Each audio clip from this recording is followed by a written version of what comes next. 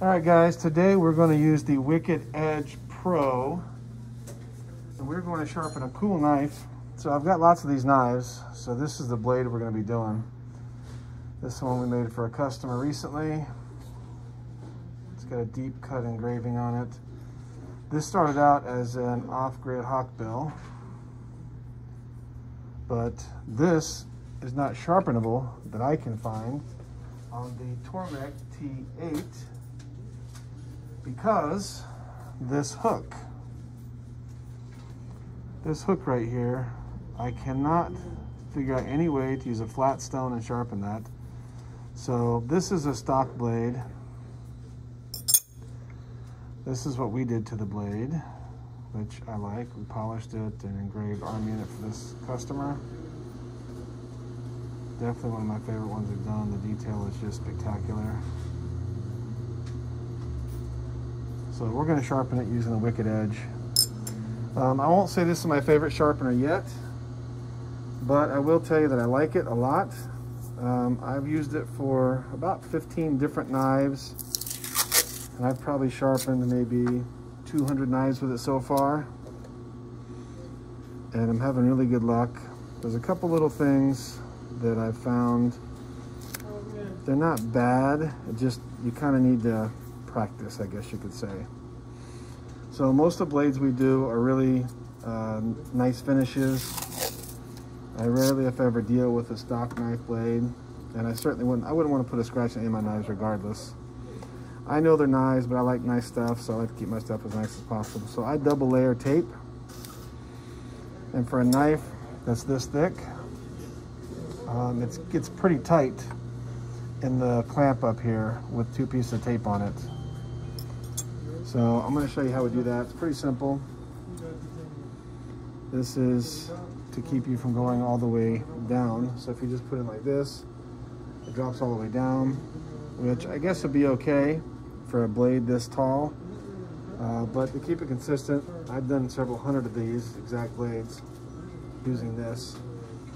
I like to line this up right here, right about the end. And I've done this one several times before, so I already know exactly what angle I'm going to put it. I know what grid I'm going to start with. Now, since I'm doing a little bit different than what stock is, there's a few things I have to do to make sure this turns out right. Number one, I'm not going to, actually I may do that. This is really dull. When I polish these, they get very dull. So I normally wouldn't use a sharp. I do lots of Cerakoted blades. So I will just show you this. I see lots of guys have different techniques on how they put their Sharpie on there. I'm really going to paint it on there good. And there's 2 ways you can combat this right here. So you can sharpen this all by itself, then this by itself, and you'll still get a point remaining there. What I normally do is once I get to about 1500 grit, I'll take my stone all the way down. It rounds this off a little bit, which really doesn't matter. It makes it a lot easier for future sharpenings, that's for sure. There's a couple parts of this blade that I never seem to be able to get, even with this. If Wicked Edge had a little bit narrower stones, this is from the Lansky, which, it's so-so. A stone that width would probably serve me better sharpening that knife, but they don't make it for the Wicked Edge. And you can get a knife sharp with a Lansky, but you're not going to get it Wicked Edge crazy sharp. So I have noticed many times that this will come loose during sharpening, so make sure you always check this. I keep them all the way out all the time, that way I'm consistent. These, I sharpen these at 22.5 degrees. I have seen some variations on some of the different blades I've done, but I'm just going to start with that and see how it goes. Let me get a little bit closer here, see if I can, yeah, that'll work. Okay, so we're going to start with 400 and just see how we do. I'll probably end up backing off to 200. We're going to find out right now. Always take this back out, otherwise you're going to bang into it. So I'll start with 4. I doubt I'm in the right spot right now. We're going to check in a second.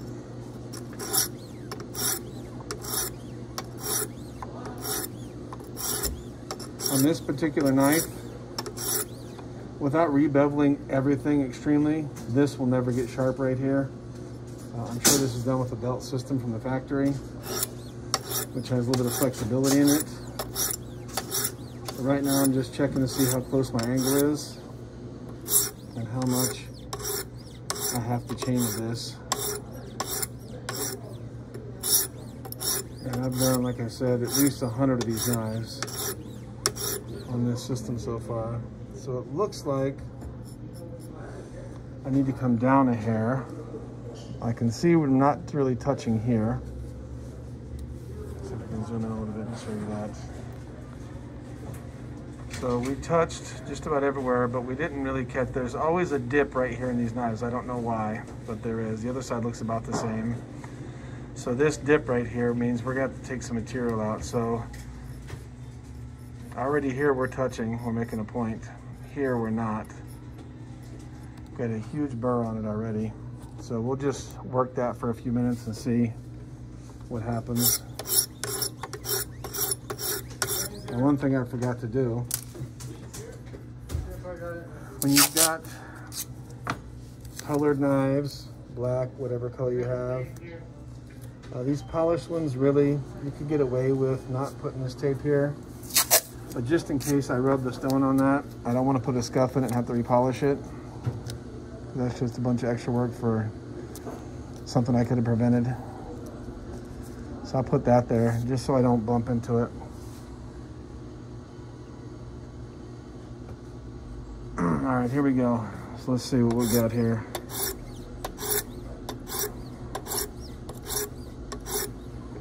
So it's really not even hardly touching there at all. So I'm gonna have to come back. This is perfect. This has got a dip in the blade, and they all seem to have a little dip in the blade there. So I'm gonna drop these off. I'm gonna come back to a 200 grit, and I may actually go backwards to a 100 grit. I'm not sure yet. We're gonna find out how quick I can get this problem out, if I can get it out with this grit at all.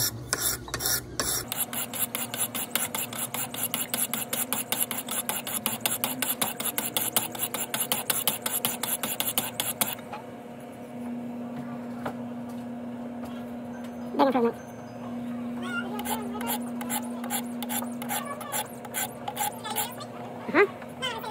No, it's not like that.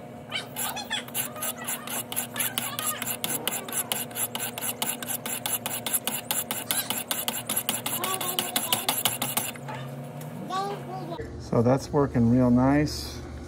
We got a little bit more work to do here. Haven't touched this at all yet.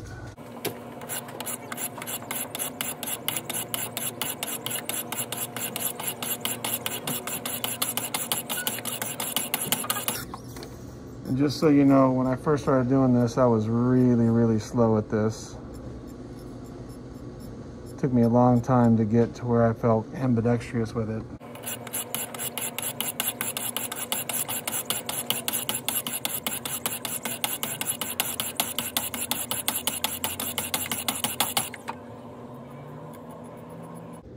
That's 200 grit, that's already ridiculously sharp, so.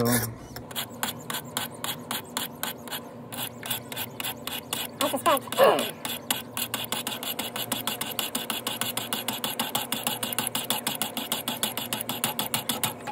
I know there's a lot of people out there that have this knife or some similarly shaped knife that have probably had a hard time getting it sharp. So this is really good at it. I struggled for a long time.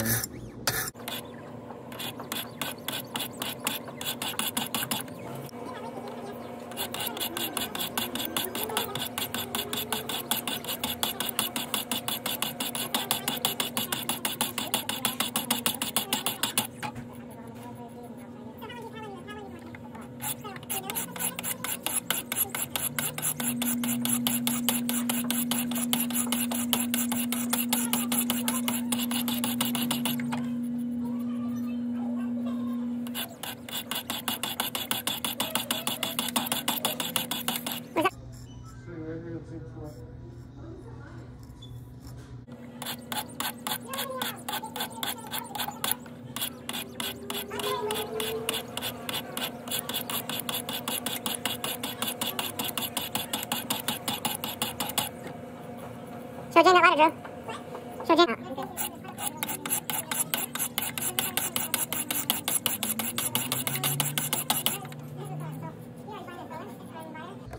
Okay. 200, I'm done. Now we're going to move into 400. Always wipe off the blade in between.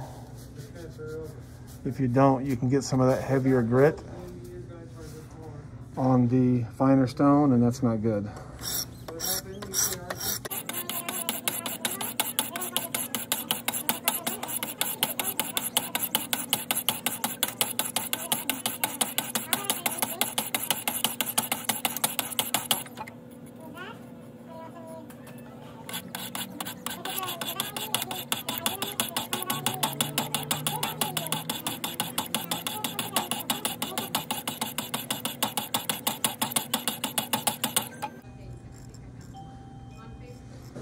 Yeah, that's getting ridiculously sharp.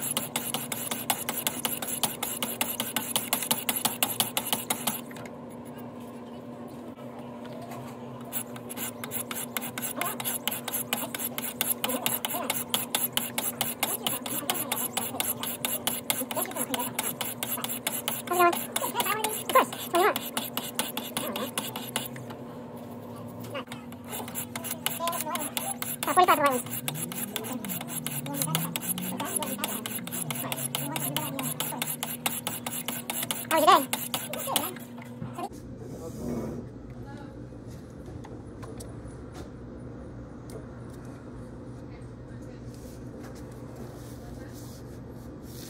And be careful you don't cut yourself doing this. That's already a really, really sharp blade. And thanks to the wicked edge, literally, this right here, I could never get sharp. I got them sharp at the Lansky, but it looks terrible. It doesn't come out really nice and smooth and pretty. And it's kind of a jicky system anyway. It works, kinda. But you get what you pay for. This thing with all the stones is probably, I don't know, $1,500, $2,000 by the time you get some extra stones.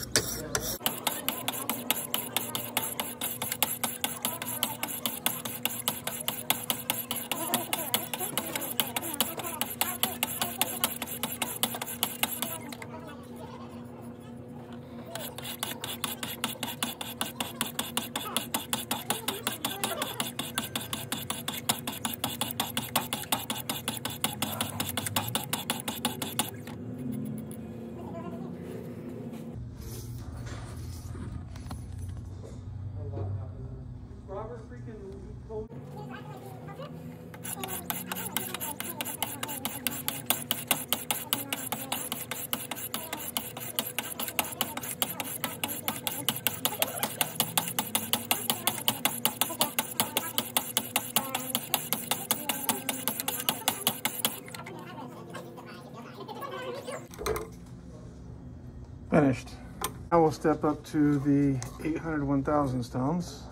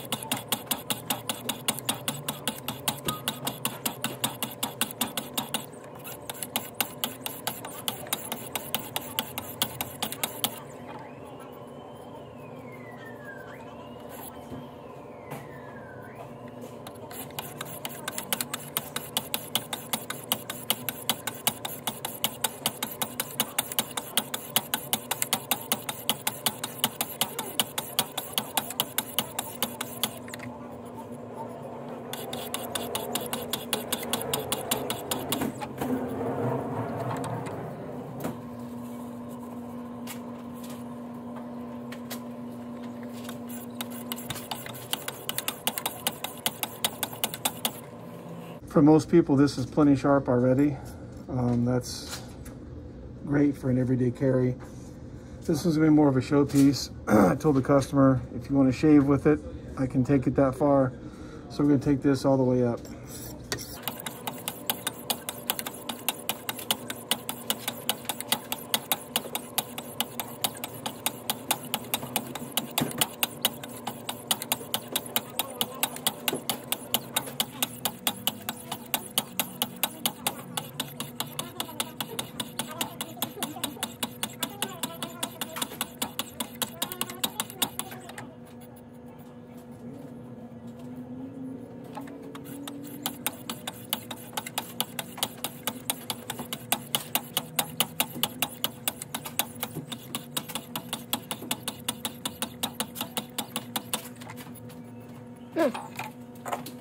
Very, very nice.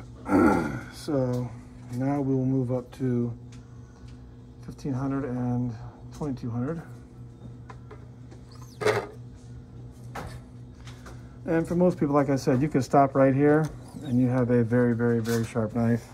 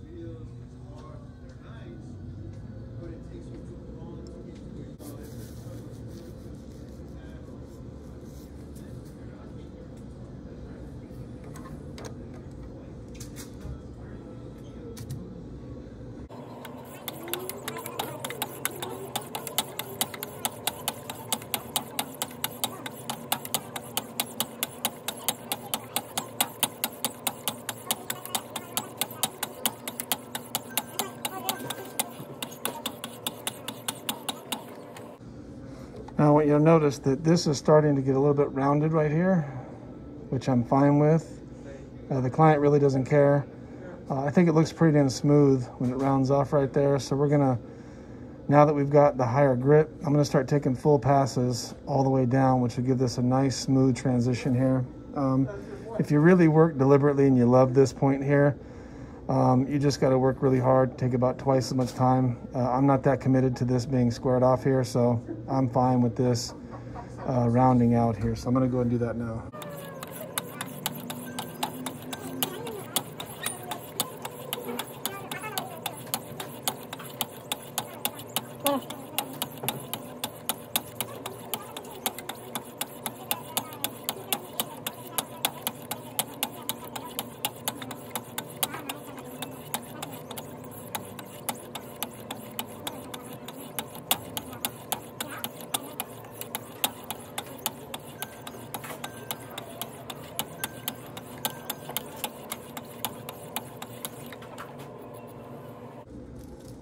Okay, we are in the realm of stupid sharp now.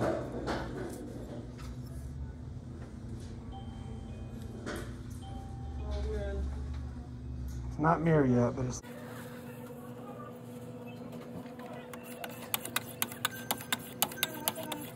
Andrew, did you find out that deal has been paid or not? That deal of justice, was it paid? Oh, yeah, no, I didn't think it was. It's not?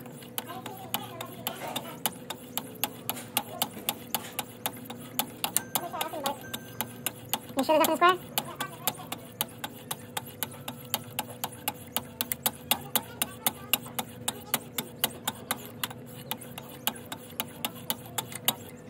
And be careful, you can take this tip off right here pretty easily.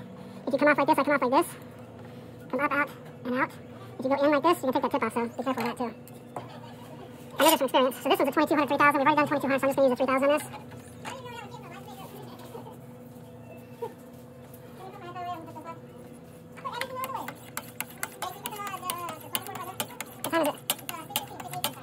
we close? 6:30?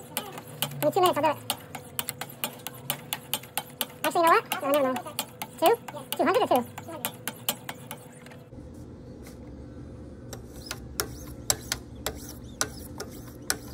The report's on the printer.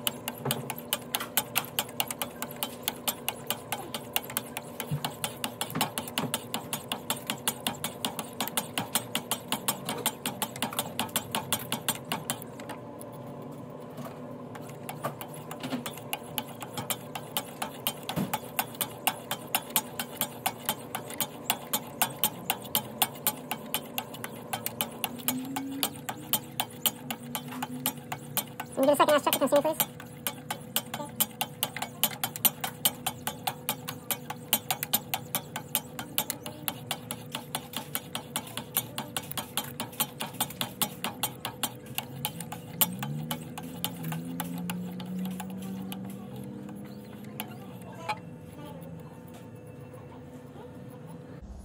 Holy crap.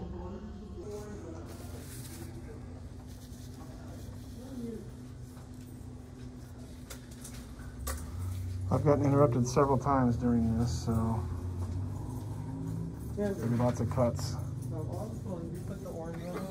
Now we will switch out for something a little finer. Do the 1.4 first, then we'll do the 0.6 next. And John said the other day to leave out. Alright, see ya. I mean, to me, I like it this way. It was practice. I get it. Alright, are you going to make anything further for me? No. Okay. Thank you, Chuck. That Masonic rider came out ridiculous. Yeah, we'll do a couple more of those tomorrow.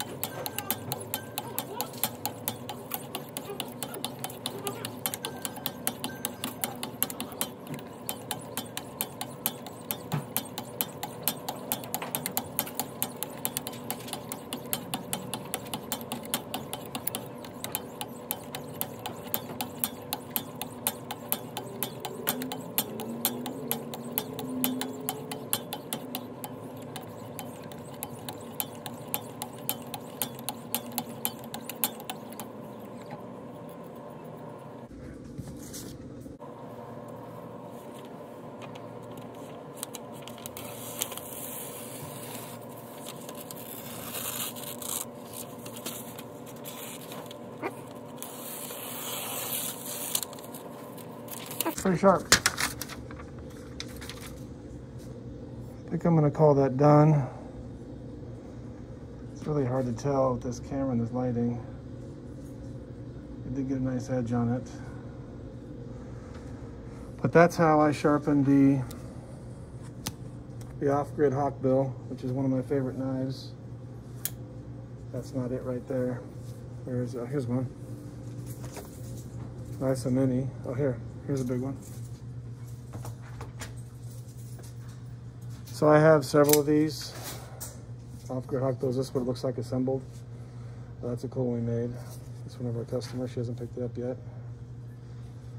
Here's another one. That's a deep cut engraving.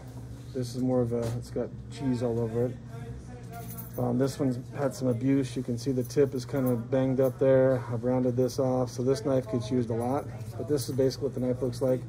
So if you've got one of these or any blade with this shape in it, then I highly recommend this. I mean, you can use the Lansky as a go-to for, I think it's 80 bucks for Lansky. If you got the money and you care about putting a good edge on your blade, I highly recommend this. I don't really have any issues with it other than this right here. Oops. This has come loose on me during sharpening several times. I mean, I cranked it down pretty damn hard. It's come loose, worked its way out here. Then I was cutting, I didn't notice it for a while, so it cut a different angle. I had to go back and rebevel the whole knife from scratch. Now, obviously, I could have been paying attention. One of the other pros to this is it doesn't require any power.